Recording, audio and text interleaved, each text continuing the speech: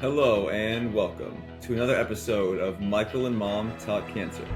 I am your official host, Michael Kramer, and I am the official other host, Ashlee Kramer, Michael's mom, and we are so excited because we are here with a very, very special guest today. Oh my gosh, Weston Lord. Yay! How are you doing today, Weston? I'm good. Thank you guys so much for having me. Wait, did you guys meet on Instagram or was it because of LLS? Because there's like an LLS. Instagram, I'm pretty sure, right? That's a good question. I'm not sure. Maybe it's my chemo brain, but it was a pretty chemo brain, secondhand chemo brain. We're good here, the three of us. Yeah, basically. We got a couple of brain cells together, you know. A few. I think together I think a few. We can do a podcast together. Maybe the three of us together. Yeah. Okay, so I'm just gonna we know you. Well, we've met you now once. Yes, in California. But I looked at your LinkedIn bio just because I stalked you a little bit. And Where did you look? I looked on LinkedIn. What was it like more recent? Because I actually feel like I just changed it maybe like 3 weeks ago just to make it a little more updated. I don't know, but the first thing that I read is I have come to terms with the fact that struggle is good. We love that. We love that. Okay, 2 bone marrow transplants. 4, I love this word, tussles, because in America we don't say tussle, but obviously you can hear his accent. 4 tussles with AML, acute myeloid leukemia. You have raised $300,000 for cancer research. Oh my God. And I love this also. I will continue putting myself in challenging positions in order to holistically grow and live my fullest, most abundant life. I don't know how long I'll be here, but I'm going to make every moment count. We just relate so much. Yeah, I love that. I feel that all the time. I don't know how long I'm going to be here, but we're going to make every moment count. And as a cancer survivor and someone with GVHD, similar to you, totally relate to that. But I kind of want to start off by asking you, because you said you've had 4 tussles with AML. It's pretty obnoxious. Can you tell us about the first one?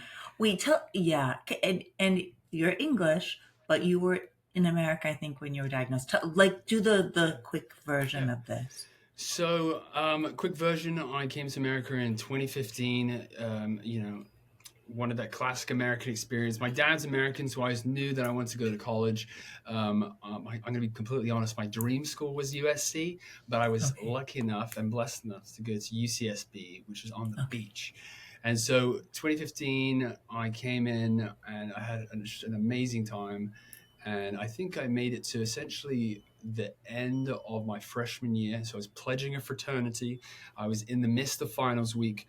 I was just run down. I thought all the symptoms I had were pretty in line with just my body being completely depleted. But bit by bit, the symptoms really started to kind of play on me, from the night sweats to kind of strep in the back of my throat, or what looked like strep.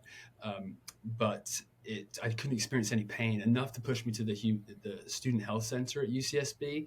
And pretty immediately, once they took my labs, they sent me down to downtown Santa Barbara to like a hematologist, phlebotomist hematologist office. And from there, that journey started pretty quickly. So similar to Michael. Freshman year of college. Similar. The neck sweats, the tired, the same exact symptoms, basically. Really? Went to the doctor, went straight to a hematologist.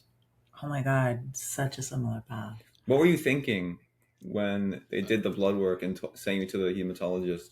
Oh, I knew I was in big trouble. I actually think I think I started crying because I had to take a taxi ride down, and none of my friends knew, none of my families knew where I was going. Just nobody knew where I was, and so I just felt very, very alone. But in the taxi ride down, I knew I was in trouble. You were alone. I mean, you were in college. Your parents were both in England, right? I'm assuming. Yeah, exactly. Yeah. So did you have anyone here, or was just like the college experience? Like you were in college, you had your friends, and.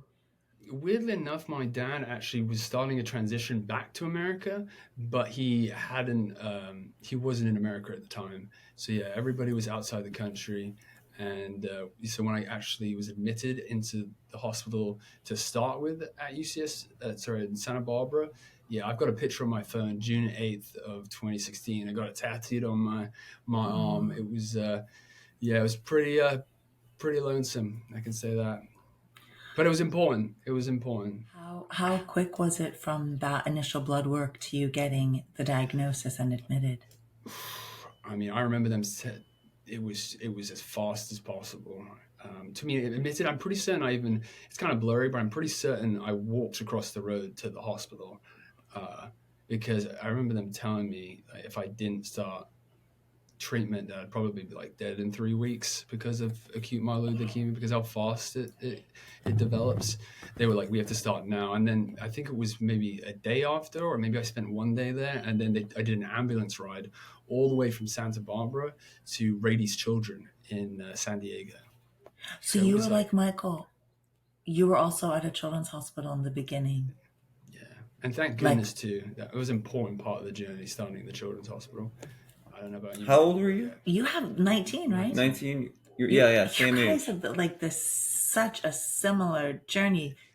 Don't I relapse. was about to say that. Yeah, Don't follow him on that part.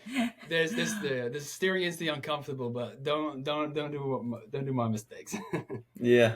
I'll try not But to. you got treated, and then before your BMT, did you relapse, or was it you had a BMT and then relapsed?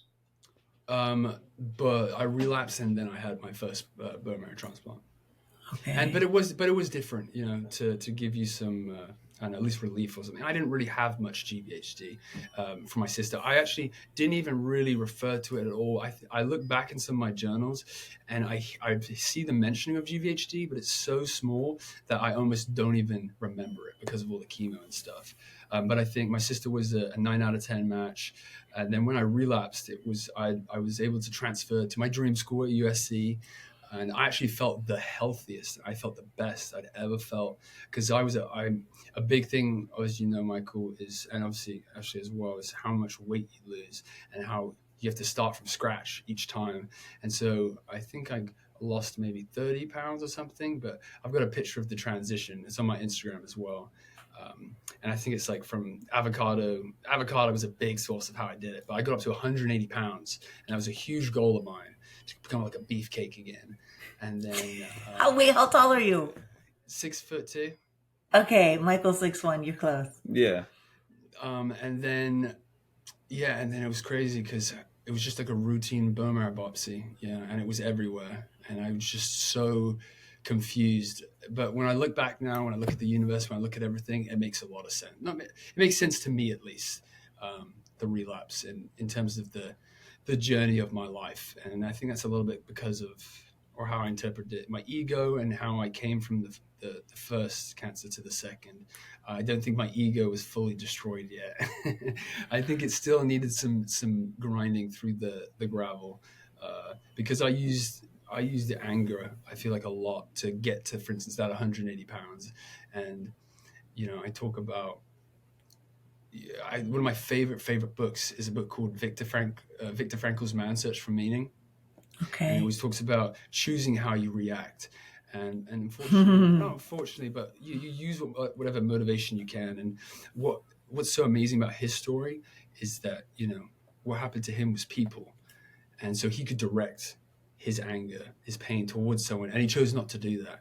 And what happened to us was essentially the universe, right? It's very tough what to do with our emotions because there's nobody to blame, there's nobody to point a finger at. And so what actually kind of pushed me at the beginning was I personified life and death as people. Was that I wasn't scared of death. Death was something that I didn't know, but life took everything away from me, and that I was going to take everything away from life. And I used that anger of like, this happened to me, like, watch what I can do to enforce myself on the world. And anger is an incredibly powerful tool, but it also has so many blinders to it. And it's also basically a projection of sadness. And so really, I was just sad of what had happened to me, and I was just angry, and I used it. It's justified. You feel righteous, but it's just so blinding. And that's how I interpret it a little bit, was that mindset that I had, was it got me through, but it wasn't sustainable. I have to go to the hate thing or the anger thing, because that is so true. And I was recently listening to something. I mean, I'm also very spiritual, and I that anger can be a fuel, but nothing good. It's like a flame, and then it It goes hurts out, but everybody around nothing you. lasting and good. And when you just said that, I'm like, oh my God, I just want everyone to hear what you said, because it was so beautiful and so right on, is that anger can fuel you, but it is not lasting. And it's so beautiful that you take your cancer journey and you can put that in there. I just think that's incredible. And now I'm going to let Michael ask about working out, because I know it's important to both of you. Well, and to me too, but go for it. I was curious. You said you went up to 180 pounds. Was this like working out and even eating those avocados and doing? Because I know you do jujitsu now and all Yeah, that. yeah. So At the I hadn't time, found jiu-jitsu yet. Yeah. okay. So I was relentless. I made so many mistakes because I was so hungry for it that I pushed myself, and I wasn't smart about it. I mean, the amount of times I, for instance, like pulled my back, or because I was ego lifting. I would get in the Right. gym. It was just me, and it was so much anger too that when I was getting the gym, it was so fueled, and it was great. It felt fun at times for certain, but I made a lot of mistakes along the way, especially with my weightlifting journey. Ones that I avoid now, and that's especially like as each treatment has come and I start from the bottom again, like how important it is to really humble yourself. I can't lift what I used to lift. I have to really meet myself where I'm at and be honest with myself. And and that's always a tough part as well, because you see, Yeah. I think Michael and I've talked about it a little bit, and I've seen you even mention it on your Instagrams as well, accepting where you are now and who you are now. And also taking pride in that too, because of how far you've come, and definitely along the journey. Yeah, that's been something that I've definitely had to struggle with and kind of move past, especially with my hair and stuff, for instance, accepting each version of yourself in each new chapter and embracing that and loving where you're at. And I think that's one of the hardest things. Acceptance is huge. And that's Yeah. the thing. In acceptance, there's really not room for anger. That is one of the things that we learned, because there was definitely a moment, I hope I'm not speaking for Michael for you, but that I felt him also it was a moment he got really angry. And when he started to accept, his health also shifted, and just mental health too. And Mm-hmm. Definitely, definitely. mental health is enormous. Did you have cancer in your family at all, or were you the first? I was the special snowflake. No Mm. history, no history of it. Nobody saw it coming. I was a really healthy kid. I think the only times I really remember being sick as a kid was when I was faking it, when I was trying to get out of school. To get out of school? Literally, well, I went to boarding school, so yeah, it was the only way you could get home, or at least eat some Cocoa Puffs at the health center and just kind of miss a couple of classes. Oh, that, yeah, you have another parallel from Michael too. I mean, his dad died from cancer, but a different cancer, and they say they're not related. And also, it seems like blood cancer, from a lot of the research, it seems like it's not always a genetic thing. It's Yeah, one of I those they think. don't know. Yeah, I mean, it's just a simple genetic mutation that replicates once, and then it's yeah, it's sometimes Yeah. luck of the draw. Otherwise, it had to be next to some kind of like power plant. I remember them saying some of the other reasons, and I was like, "Yeah, I haven't been hanging around there." Yeah. But they don't. I think they don't know. But wait, what? So you had your second relapse. What happened after that? Like you had the transplant, and that transplant And like, didn't how work. old? How Like old That were was you now when you brutal. were? So that was 2018. How old was I? 2018. I was 21. Yeah, Yeah. that one did a number. And when we mentioned the LinkedIn about the suffering, that was the real start of it. I think that experience really did a number on me. And it was a very pivotal point because I knew very clearly coming out of that, because some of the treatments and stuff we go through really scare you, right? Because it's like, if life can do this to me, what can a person do to me? And I saw that kind of crossroads of being either I'm gonna live the rest of my life in fear, or I have to embrace the fear and kind of just like run into it. And so that's when I found jiu-jitsu. So that was like, I Okay. think it was like 4 or 5 months afterwards I started jiu-jitsu, and I was like 140 pounds, and I didn't tell anybody about what I'd been through, and it was pretty wild. But it was so good for me because I was basically crawling back. I was crawling back to kind of being a human a little bit, or just it's almost hard to put into words because the transplant, pretty much everything that could have gone wrong, apart from dying, kind of went wrong. So like there's chemo called busulfane, which, oh my goodness, there's like a 5% chance you can have brain seizures. So probably for the first week and some change, I was basically having these seizures where I should have been in a coma, but I was just awake. And I was on the high dose of steroids. I had the whole wrap on my head, and I've got pictures of it. It's pretty interesting experience. And I was just remember on the dose of steroids, couldn't sleep, and I ended up trying to like rip out all the wires coming out of my head. And then as soon as that stopped, I had like a day of clarity, a day of sobriety. And I was like, oh, it's going to be good. And then the chemo effects started happening. And as you guys know, the mucositis. So then I'm not sure how much to share because I don't want to obviously scare your viewers and stuff. But then the mucositis all the way from my mouth to my digestive tract. And Yeah, me too. Same. Yeah. Me too. Did you have the dentist funnel? You know, when you go to the dentist and they have the suction funnels? No. Yeah, so it was pretty bad to a point where if I didn't have the suction funnel in my mouth, I'd wake up because I would choke on my own blood. And Oh my God. Yeah, I'm not sure how much this actually share, but it was to a point where I came out of it at the end, and I was like, oh my goodness, this is what life can do. This is the kind of realness of life. And yeah, it was a very eye-opening moment of just suffering and pain. And I talk about, everybody says, you know, oh, the mind can overcome so much more than the body can. And I mentioned this actually in a different podcast, but then what I really realized was how much my body could go further than my mind did, because my mind gave up multiple times. But there was no choice. You know, you're in that place, you're in that room, and I just watched myself somehow go through something where I was just like, no mass, no more. But then I just watched myself continue. And then so coming out of that, like why I started jiu-jitsu was like, you know, I was pretty sure, I was very close, I thought, to dying. And so I thought, you know, with like mixed martial arts and stuff, I always knew I wanted to do a martial arts. And I was like, which one's the hardest one? And I was like, jiu-jitsu. And I was like, all right, I'm going to do that one. And then bit by bit, that's the beautiful thing about jiu-jitsu. You start off kind of as the punching bag. And I was like, well, I know exactly how to do that. I'm the expert at being the punching bag. And so bit by bit, I saw myself just kind of clawing back and just getting stronger and getting smarter. And then I started then, for instance, tapping people out. And then I told them, for instance, that I was a cancer survivor. And then they looked all silly because they were beating me up. And then I was like, you were beating up a cancer survivor. And now the cancer survivor is beating you up. Like, and that was so good for me in terms of also the contact with the world, because that physical part of it too was really, really important for me. Because I'm a talker, I'm a toucher, and to not have that and to then incorporate that into my life was so important. That physical contact with the world, and to see myself literally grapple with it. And then I got to see myself improve and get smarter and get better. And that's always what we want to see. And comes back to my two values, is abundant life and growth. And that was directly kind of correlated with jiu-jitsu.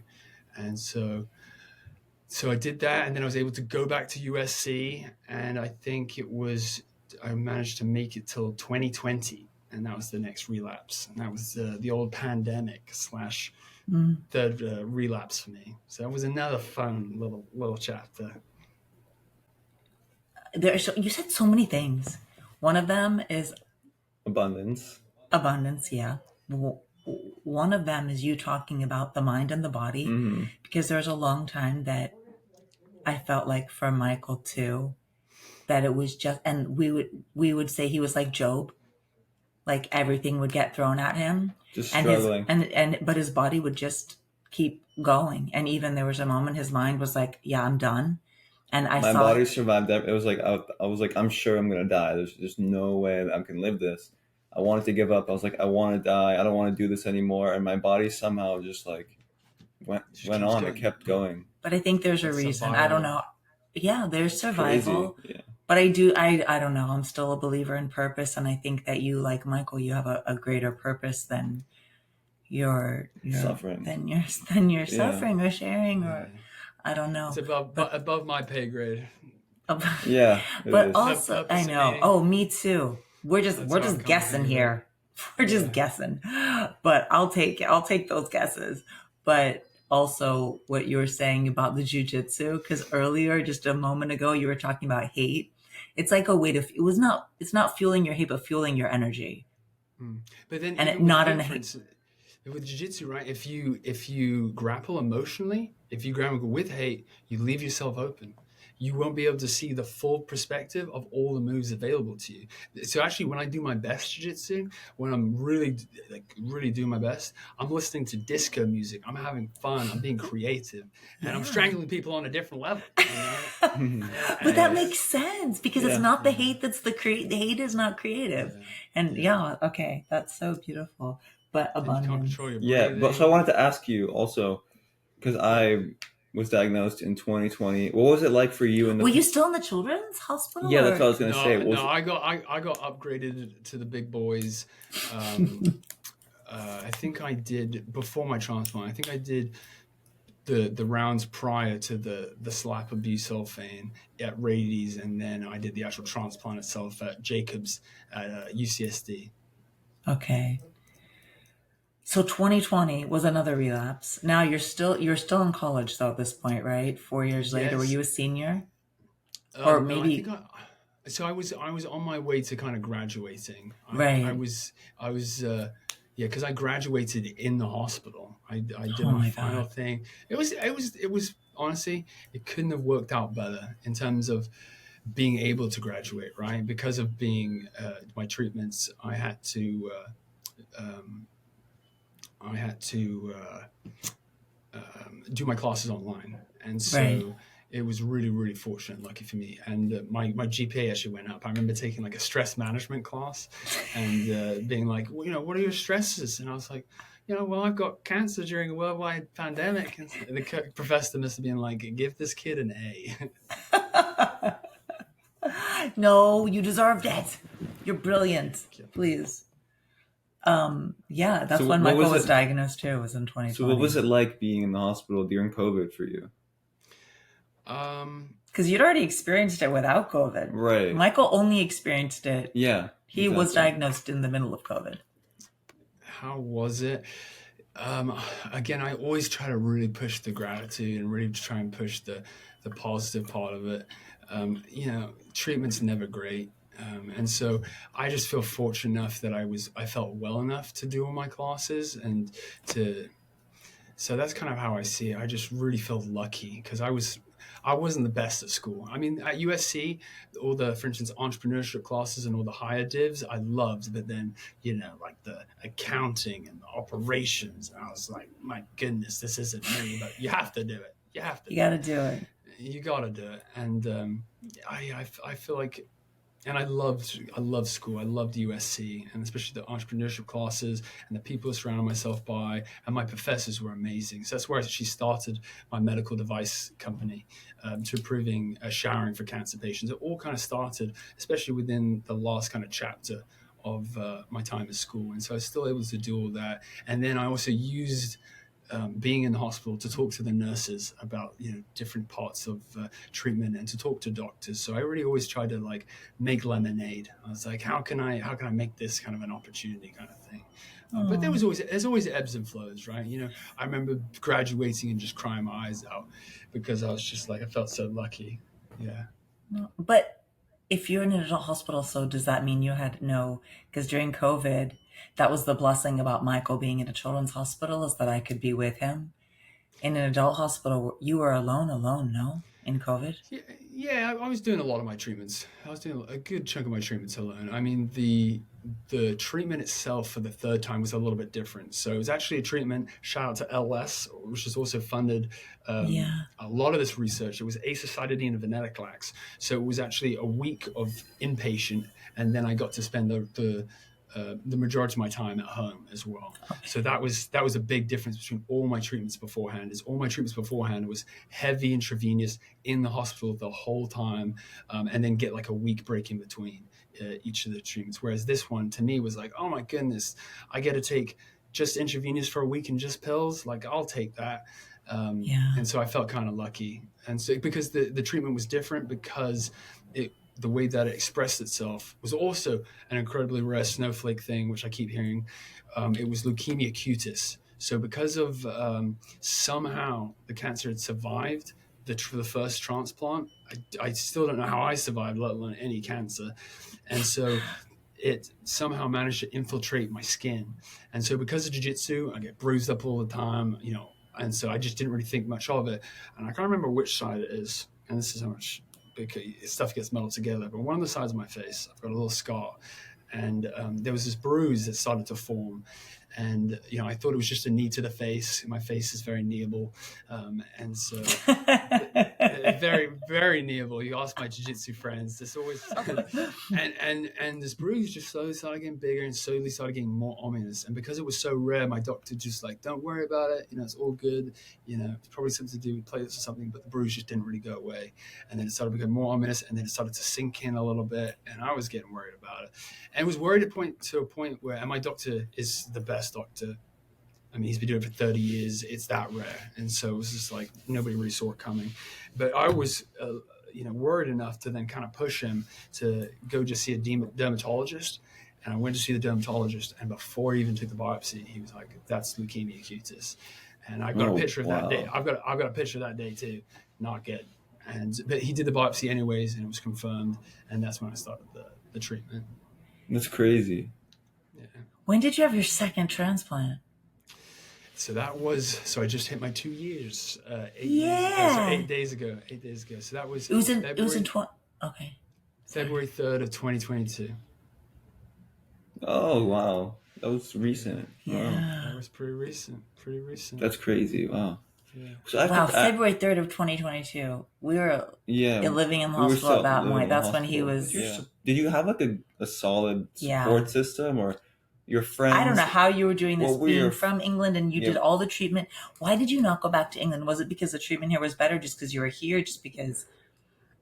It was a combination of a couple of different things. I think one of the big ones was, some of the friends that I'd made, especially at UCSB. So actually, all my roommates, all from UCSB, all the kind of my original kind of day ones have really kind of been with me. And I love England, and that's where I came from. But there's also the component of, if I'm going to be doing treatment for 30 days a pop, would I want to come out to for just a week, the sunshine, beautiful San Diego, or, most likely pouring it down with rain. But family. No, but so then remember I said, so my dad had kind of come back to America transitioning. And so, during all my treatments, my sisters were a big presence, and my mom, and they definitely helped me out a lot. That's good. Okay. So they ended up coming here. Yeah. Well, here to the U.S. Okay. Yeah. Everybody chipped in and gave me support in one way or another. I was very lucky. How long did it take you to find your purpose, your perspective, because the first time it sounds like it was more anger that fueled you when you came back. When do you feel like it really switched? And because we know you because of this, because you're an advocate, because now you work for LLS, because even the company that you've started, it's like it's to make the water shield, that's to help patients, which if you want, you can go into that as well. Yeah. But when did it flip for you, or because 2 transplants, 3 relapses, every time, has it just been another step? It's been every time it's been a new chapter.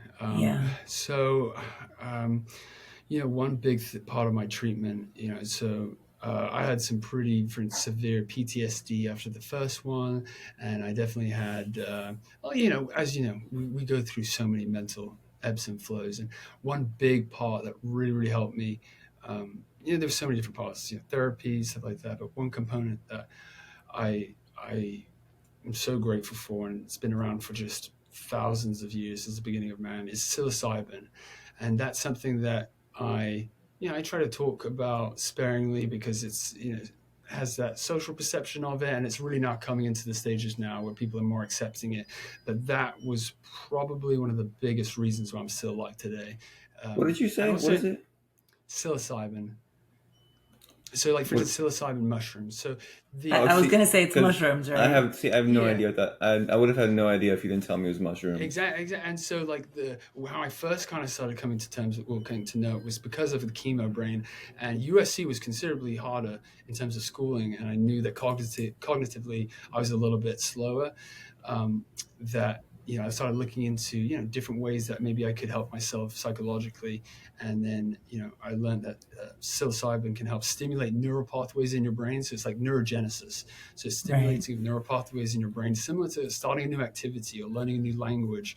It can essentially help repair your brain. But more so than that, the amount of studies that have come out in terms of just healing from experiences, learning from different perspectives. It's a way of seeing the world, especially when you start getting into higher doses. You see the world in a way that can really pull you out of that tunnel vision of the way sometimes we see the world.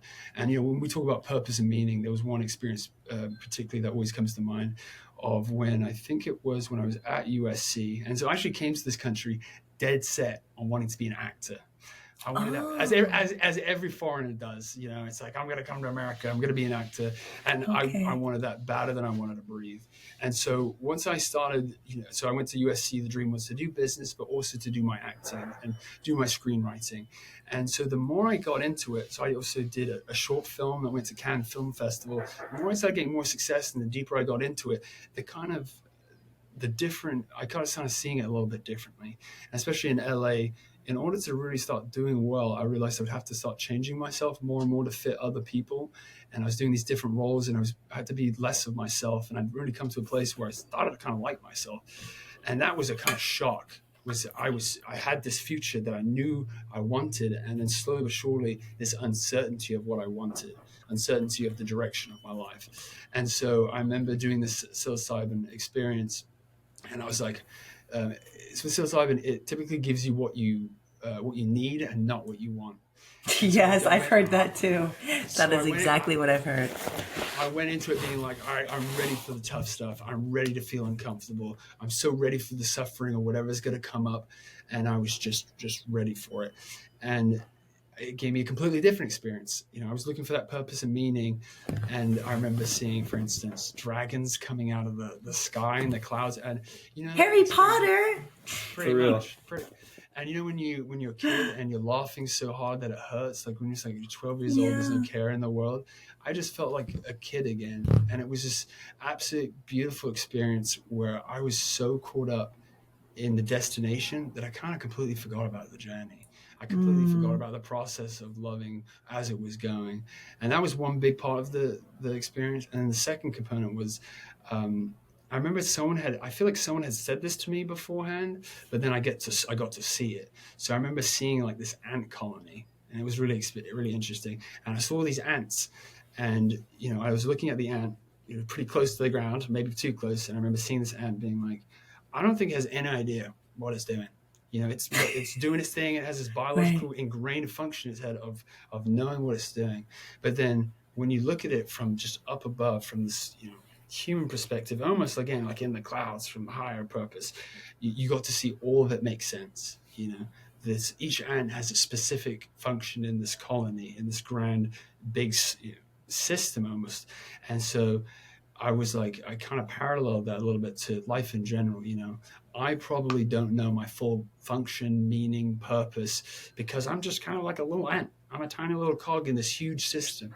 And, maybe it is above my pay grade in terms of this higher purpose, this universe, God, the universe, in terms of what is the true impact, ripple effect of my whole entire life. And, I spent so much time thinking when I was in the hospital, when I was younger, hundreds of days, again trying to be like, what's going to happen after we die? What's all these questions, which I've now really come to ease into, of being like, you know what, I don't know.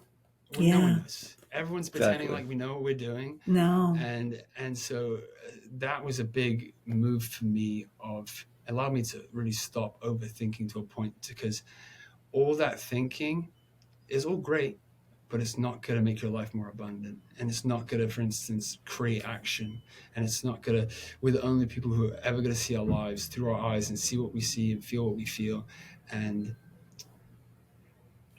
that was, I was like, okay, I've done enough thinking for a lifetime, and now for at least the remainder of my life, I want to move forward and create actions and create at least heaven on earth to the greatest degree that I can. And so, when I'm doing when I do all these things like helping cancer patients, all that stuff, it all comes back to how I want to see my life, my universe in my head. And at the end of my life, I want to look back and feel like I loved that story, and that's really important to me. It's like, again, we have no idea if it's a simulation, or again, we could all have mansions, or maybe there's nothingness. Maybe it's like the abyss before we were born, and I'm okay with all of those. And so I want to at least look back and say, I'm proud of, for instance, all the suffering and all the pain, because it makes it such an incredible story. And you throw a little Hans Zimmer in the background, a little music, and you're like, this is a movie that I would watch. This is a movie that I would watch. Definitely. So again, I agree with you. I would just kind of let it go a little bit, and I try to listen my best to the universe and to what comes my way, and to let go of the expectations I have of the future and how my life is meant to play out. And that has really made my life so much more abundant. And the secret sauce I found is with the giving and with the helping people and becoming kind of almost like a servant. It has taken so much of the pressure off me and made my life flow. And I've met so many people that have made my life so much more abundant, and I've grown in so many more ways. And it has just made me so much happier, so much happier. That's so beautiful. It's so beautiful, but it's what we can all aspire to, and it's so awesome. That's what meditation is. Letting go. Letting go is so important. That was the whole thing about like surrender and acceptance as well. We can't force it. None of us know. We can't we're going to find out at the end, right? So it's like, we'll leave that to the end. We're all going to the same place. And right now what we can do is be in the moment and try and again, be present and enjoy the journey as we go, and listen. And that quote, so people will never remember anything that we say. People always remember how we made them feel. That is one of my favorite quotes ever. Well, I'm sure there's one thing you do know. What is your favorite movie? Oh gosh, he changed the subject because he knew that I was ready to babble and continue this conversation for like another hour, and he's like, "Mom, let's no, but I want to know. Like we've been talking super deeply. I want something that's just like. No, but I love it deep, and I agree with everything. Well, this one kind of surprised. I mean, my girlfriend and I both love psychological thrillers and stuff. Me too. My favorite, I would maybe top three. I have to give you top three because I'm a huge movie. Okay, fine. Maybe like There Will Be Blood is a big one. Don't know it. Don't know it. Oh, I'm gonna write this down. I have a pen. I'm writing it down. Okay. There Will Be Blood. In Bruges is so good. It's a dog comedy. In Bruges, and then. Again, it's like this psychological thriller, so maybe like a Yorgos movie or something like, probably Hereditary. It's again, people are going to look at me very differently. They're like, he likes these movies? And then like Hereditary by Ari Aster. Like, okay. Don't know any of them. Like I would just say like A24 movies in general. It's kind of like, just weird stuff. I think maybe because life is such a crazy thing that I just love ways to be surprised. That's I think. Too. When you said psychological thriller, one of Michael's favorite movies is Shutter Island. Do you like that movie? Oh, love that movie. Shutter Island. That's great. Prisoners, stuff like that. Yeah. I like to try and be scared. That's the big one. I like it when they try to scare me. I don't like too much of scared. He gets scared. Just like the right amount, A little scary. Too much PTSD. Oh my God! Everything you guys have been through, though. We're going. Should we ask this one? What's the superpower? So these are some of our fun questions. What is the superpower you wish you had? The superpower I wish I had. My girlfriend would say the ability to talk less. What is it? The ability to talk less. Oh my God, Weston. Okay, you and Michael are similar, but when it comes to the talking dude, me and you, we're Same. I get jazzed up a little bit. I get Me jazzed too. up. That's okay, but in more seriousness, superpower I wish I had. Um, I would always think deeply into this because it's like if I could fly, but yeah, then the U.S. government would start buzzing, and that would be like the shortest superpower ever. They'd be like, there's a guy flying in the You sky. can't think if we're talking superpower. It's not supposed to be logical. No logic. Okay, no logic, no logic. No logic. I'd say Charles Xavier's one's pretty amazing. From the X-Men, it's a combination of like mind control, but then I really believe that I could do it in I don't know. It's because now I'm just coming across like some kind of you know what, let's go. I have to see, I'm an overthinker, right? You are. Let it go. Let it go. All right, if I could have anything. No, breathe underwater. I think that's cool. That's a good one. Because I always wanted to be like the son of Poseidon, and I always That's a good one. I love Cool. that. What about you? I think I've asked you this before, but what's yours? Me, I was just thinking about it. It would be to be able to control my body, so I could be like, okay, I want to sleep, I fall asleep. I want to, that's a good one. like, just control my body and everything with my health, and be able to run fast and just like, okay, body, we can jump over this, we can lift this, we can sleep when we want, we can not feel anxious. That sounds like every single superpower ever. You just put them all into one. You're getting greedy. I got greedy, all right. Well, that was kind of a good one. So I was gonna say, how do your friends describe you? But you kind of just said how your girlfriend describes you. You talk a lot. But wait, do you live with your girlfriend? Do you guys live together? We did for a little bit, but we're planning to live together pretty soon. Okay. But no, definitely, it's definitely on the roadmap. That's for sure. I can't wait. How would she describe Weston? How would she describe me? That's a good question. I think she would say thoughtful. I think she would say caring. I think she would say loving. I always hope to make her proud, and I think she thinks I'm strong, and she's an incredibly strong person, and she's incredibly integral, and she brings out so many of the best sides of me, and You're gonna make me cry.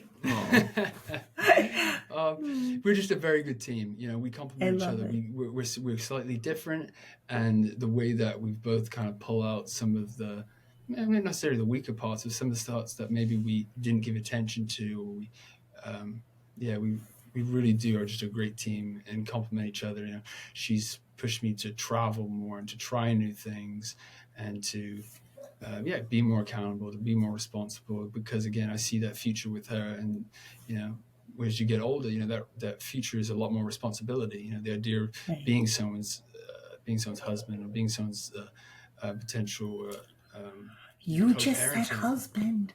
Yeah.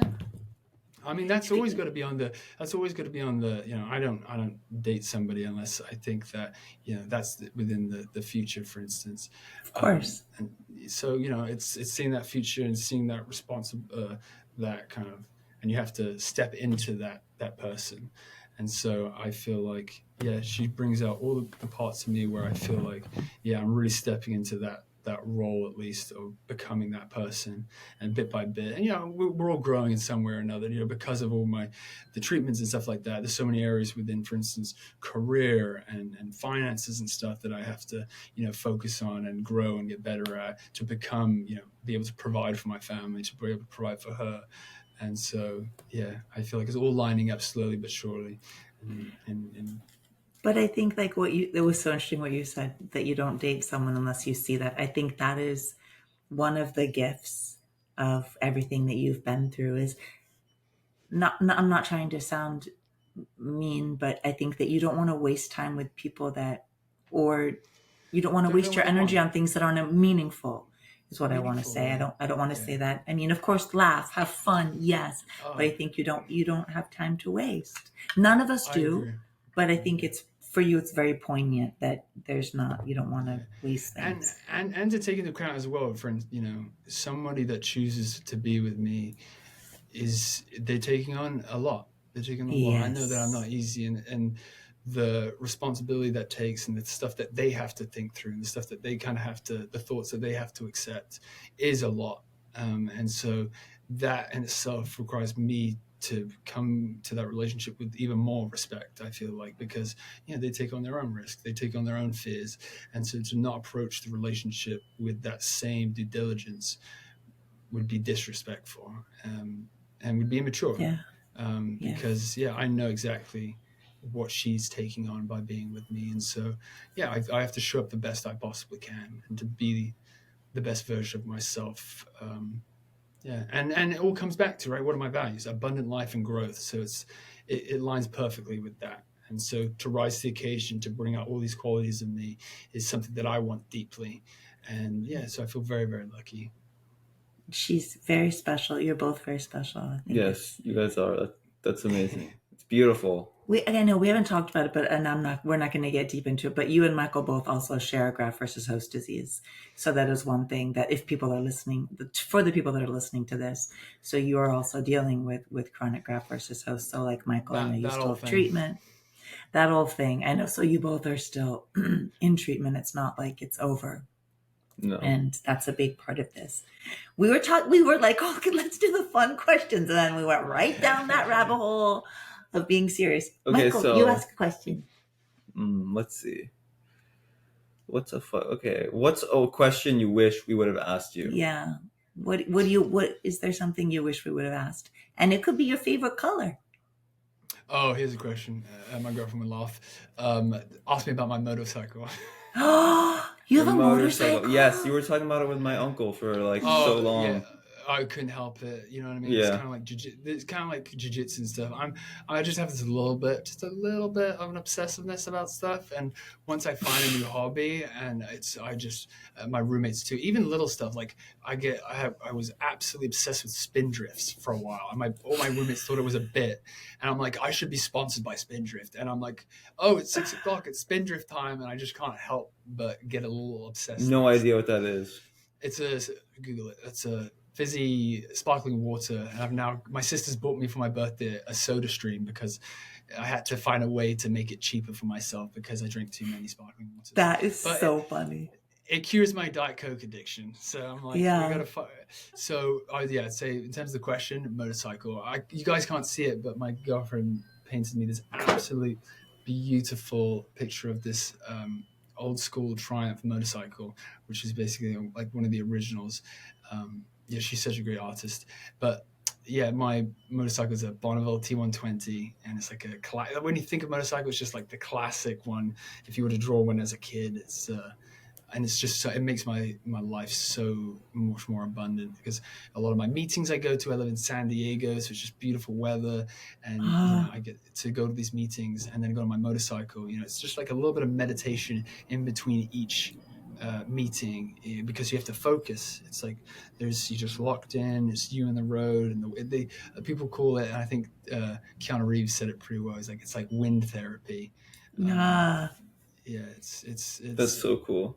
It's my brother. Yeah, you talked to my brother about that, and that's how he feels about his motorcycle. So, and I only been riding for about a year. So I remember saying to my doctor, and I come in with my helmet, and he's like just shaking his head.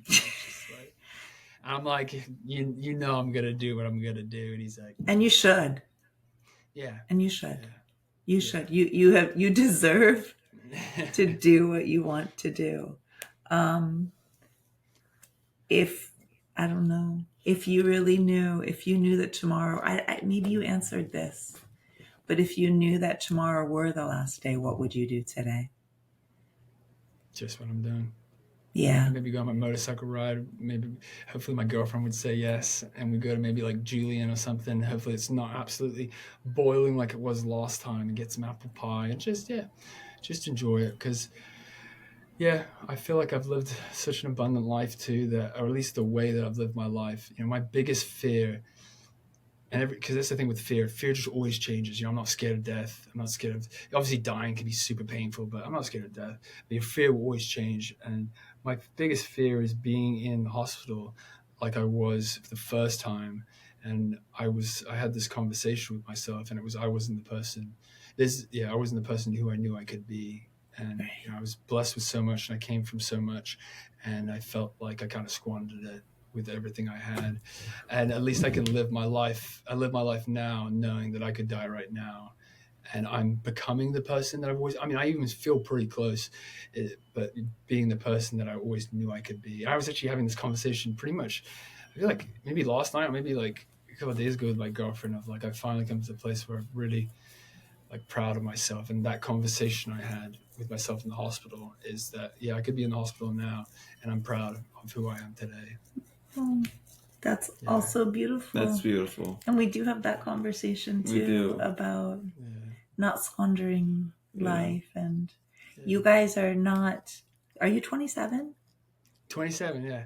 You're just 27 and 22, but you're like way beyond your years, which is beautiful. It's because you've been through so much, but it's given you so much wisdom. You have so much wisdom, Weston. We love you. We love you. And thank you for coming on the podcast. Oh, thank you guys so much for having me. I could talk to you for hours and hours and hours more, and I'm sure we will, but... I hope this friendship's for life. You guys got me, and I'll always be watching your Instagrams. I'll always be liking, because again, the content you guys make helps so many people, and that's a big thing. When we do stuff like this, when we share, that's one of the things that impacts people more than we can truly realize. There's just the power of perspective, because people could hear, even for instance, me talking about the mucositis or all that crap, the brain surgery. They see Michael going through his knee surgery and even all the GVHD, everything afterwards, and they see people that are still trying to make the most out of life, that are still content and happy in some way or another, making lemonade, and that is something that is so powerful, so powerful. And they see hope. They see hope, and they see love. They do. And hope and love. Hope and love are favorite pretty words. Powerful. We love you. And this is an official goodbye from your host, Michael and Ashlee. And thank you, Weston. Thank you. Thank you with all of our hearts for being here. Bye.